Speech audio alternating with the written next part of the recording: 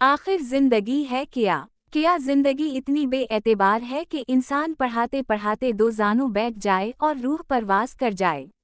या फिर जिंदगी वो आसूदगी है जो इंसान अपने किसी दोस्त के जनाजे में छोड़ना नहीं चाहता और लैंड क्रूजर ही में नमाज़े जनाजा पढ़ लेता है? दोस्तों, जिंदगी एक वक्फा है जो पैदाइश से कब्ल माँ के रहम से शुरू होता है और मौत पर हमकनार होकर ख़त्म होता है। हम जिंदगी को नसीहतों और खौफ से मुकम्मल तौर पर दुरुस्त नहीं कर सकते। जिंदगी ज़ाबिते और कानून से पाबंद होकर बेहतर की जा सकती है। फी अलहाल, जिंदगी को कानून की जंजीरों से बांधकर मौत से बचाया नहीं जा सकता। साइंस इस हवाले से तहकीक में है।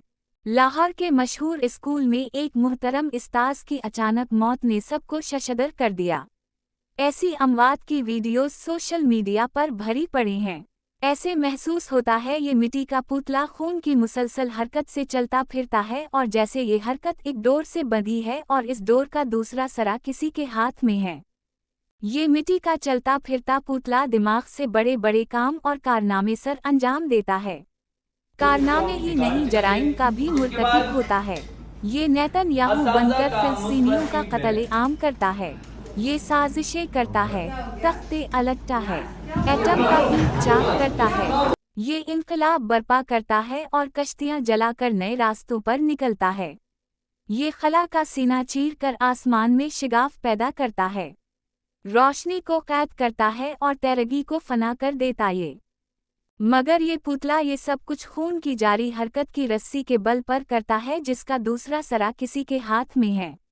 बस इस रस्सी की जरा हल्की सी जुम्बिश जिस्म के तवाज़ुन को गैर मुतवाज़िन कर देती है और इंसान दो जानों बैठकर जान दे देता है। और ये वही पुतला है जो लैंड क्रूजर से उतरकर गर्म मौसम में किसी दोस्त की नमाज़े जनाजा पढ़ने से बेजार हो जाता है, ये जानने के बावजूद भी कि उसकी अपनी ज़िंदगी की रस्सी किसी और के हाथ में है।